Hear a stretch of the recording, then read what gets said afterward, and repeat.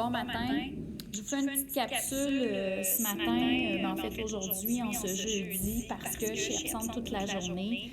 Donc, je suis en congrès et en réunion virtuelle toute la journée. Et donc, je voulais que vous commenciez lentement le chapitre 2.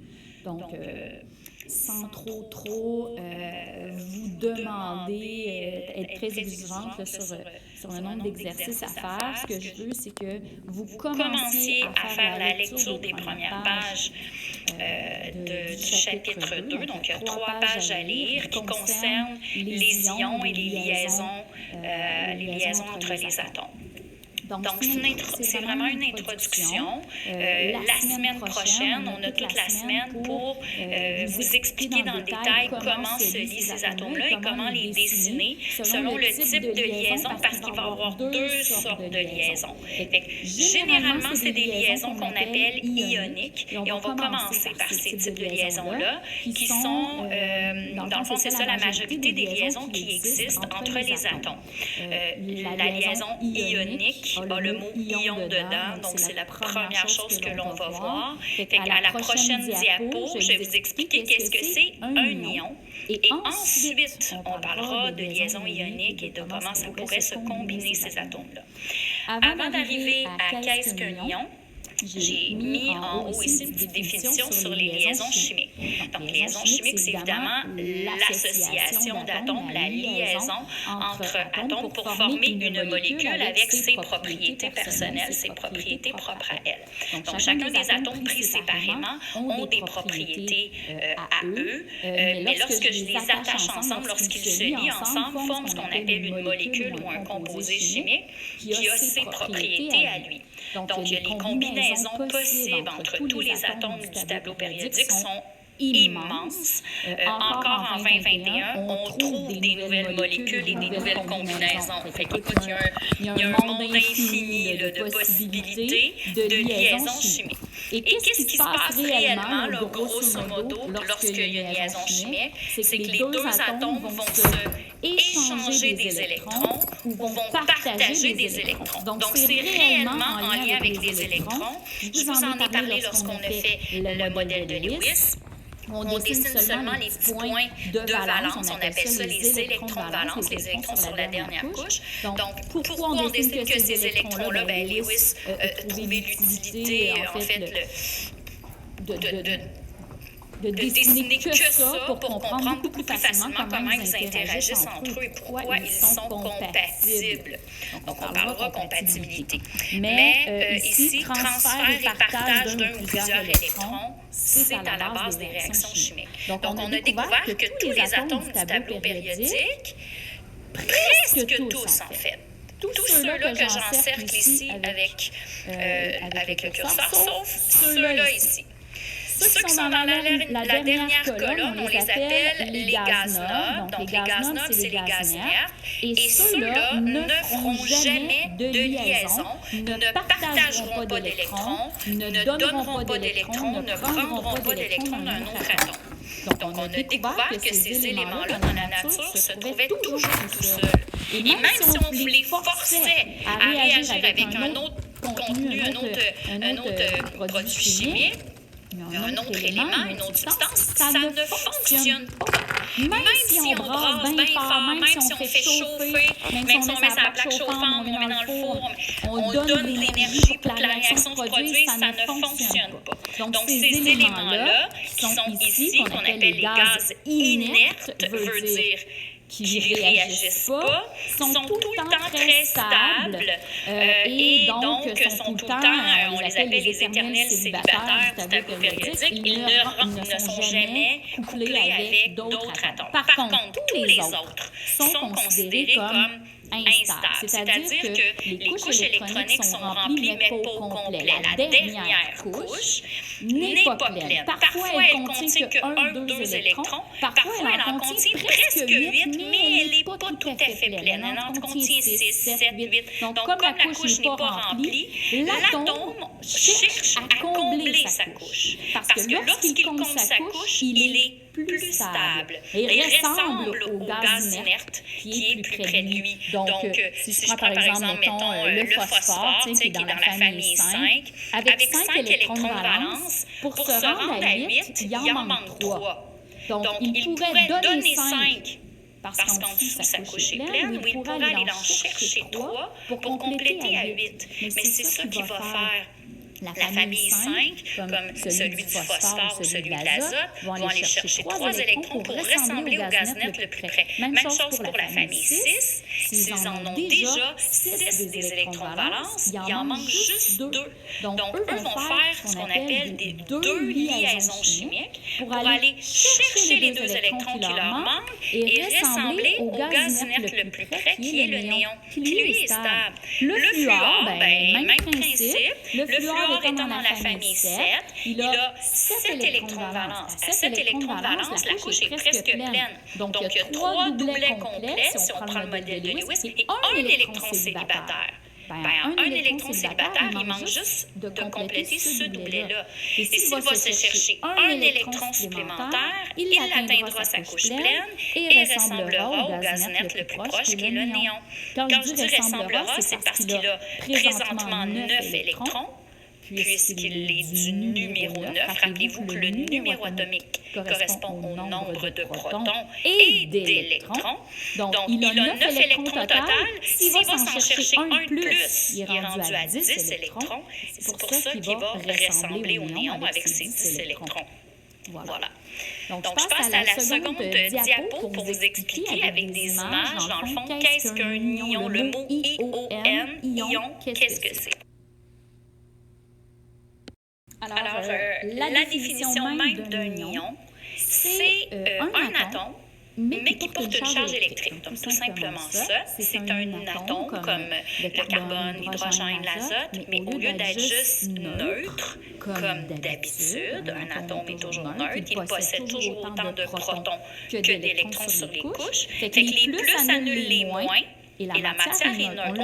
On l'a vu d'ailleurs en statique, quand on a parlé d'électricité statique. Puis je vous disais que tout objet est neutre. Avant frottement, évidemment, lorsqu'il y a un frottement, on peut arracher des électrons et on obtient une charge négative ou positive, dépendant si on arrache ou on se fait arracher. Ça va être le même principe ici. L'atome au départ est tout le temps neutre. Si je regarde dans mon tableau périodique, tous les atomes, quand ils sont à l'état pur, si j'ai un pot devant moi de carbone pur, c'est du carbone neutre. Chacun des atomes a autant de plus que de moins. Si j'ai du fluor, prenons l'exemple du fluor, puisque c'est celui-ci que j'ai mis ici en image. Donc, G1, attention, c'est un atome de fluor. On appelle ça un atome parce que l'atome possède un nombre de protons qui, en passant, je vous rappelle encore, est relié au numéro atomique.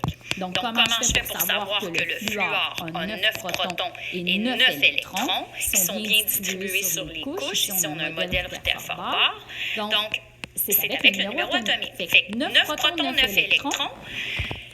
Ça donne on appelle ça un bilan des charges. Donc, le bilan des charges est de 0. 9 plus 9 moins, ça fait 0. Les plus annulent les moins. Maintenant, si je vous montre qu'est-ce que c'est un ion maintenant. L'ion, c'est le même atome de fluor, sauf que l'atome de fluor, étant donné son endroit, son emplacement dans le tableau périodique, dans quelle famille il se trouve. Le fluor, c'est un halogène. Il est dans la famille 7. Fait que comme il a 7 électrons de valence, regardez ici, là, il y en a un ici qui est célibataire, mais il y a 1, 2, 3, 4, 5, 6. Donc ça lui en fait 7 en jaune qui sont à lui. Donc il y a juste... Il y a comme un trou ici à combler. C'est comme des blocs Lego. Il faut essayer de trouver une pin qui va rentrer pour bloquer le dernier trou pour se rendre à 8.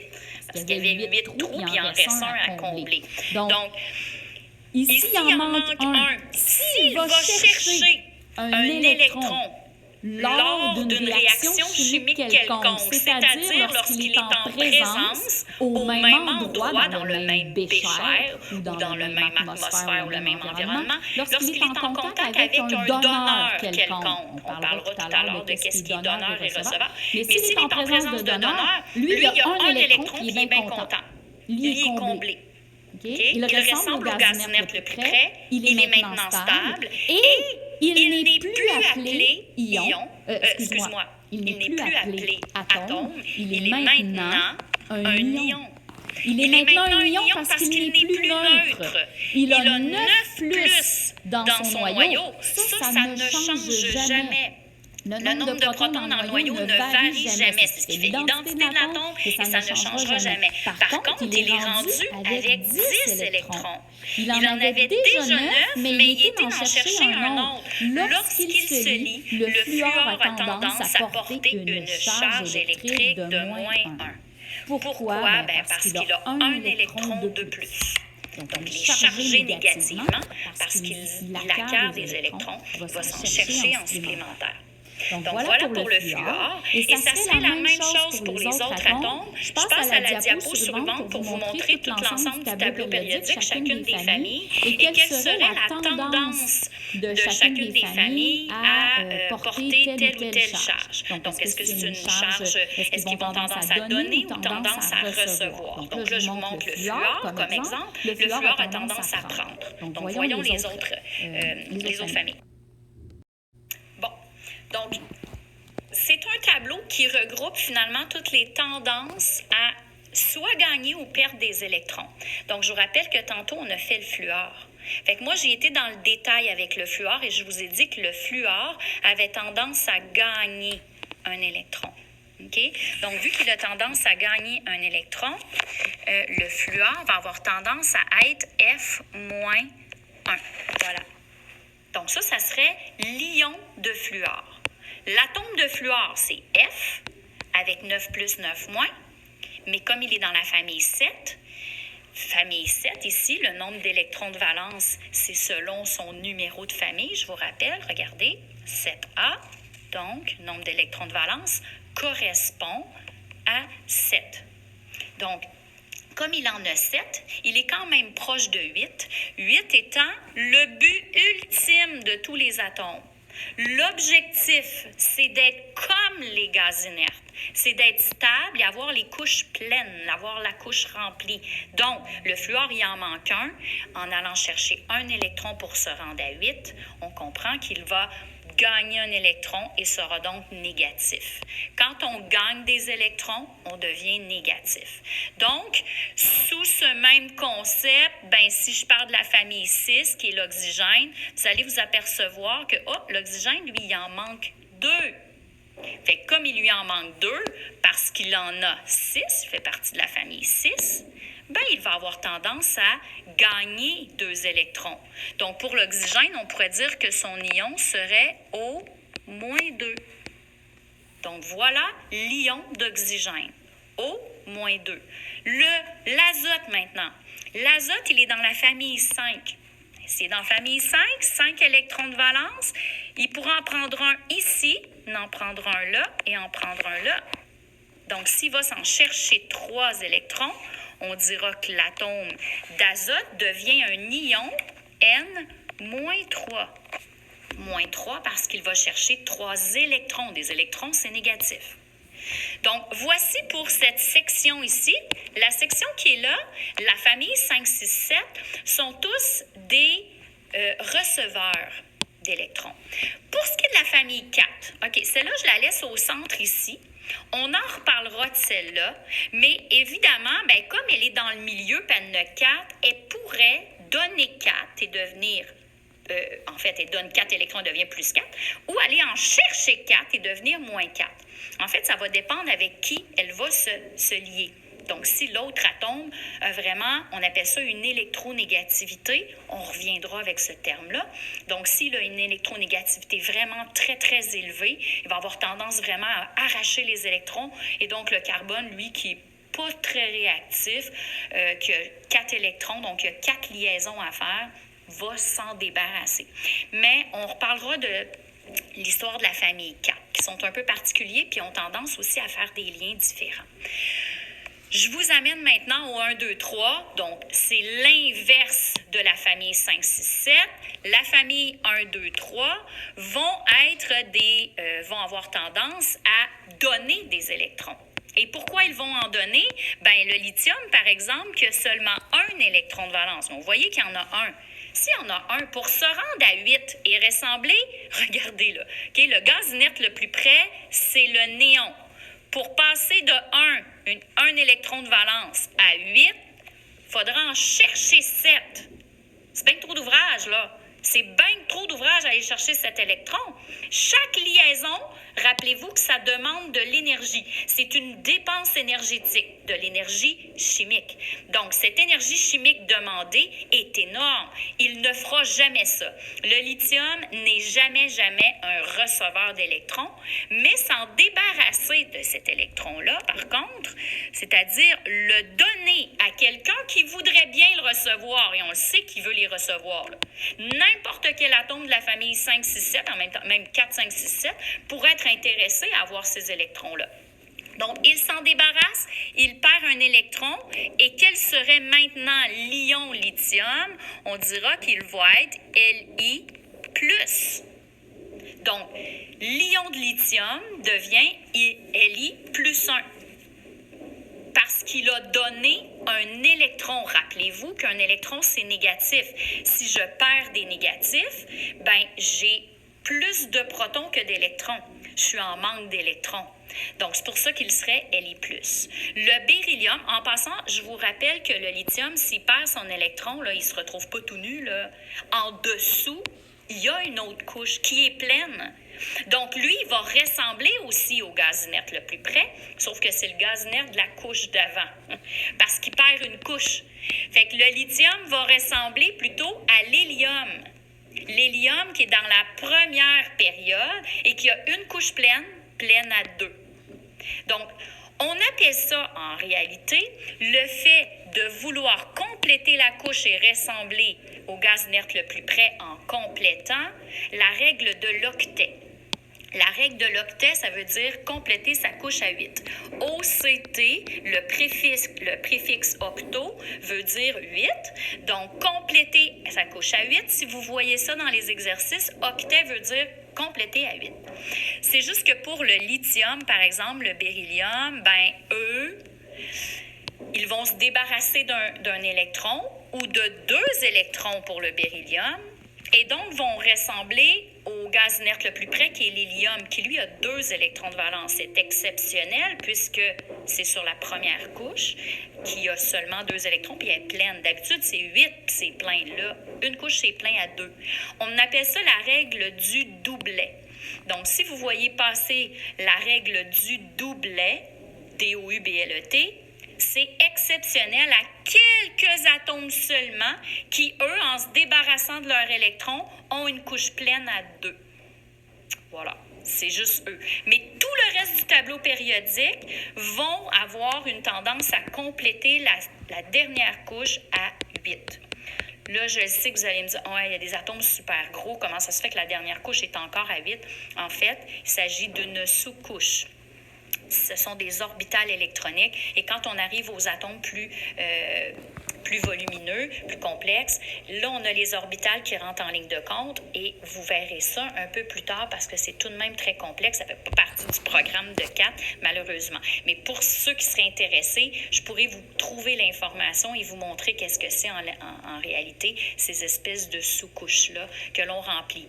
Mais il est vrai de dire que la règle de l'octet est respectée pour tous les atomes du tableau périodique, exceptionnellement 2-3 là, qui vont ressembler plus à l'hélium.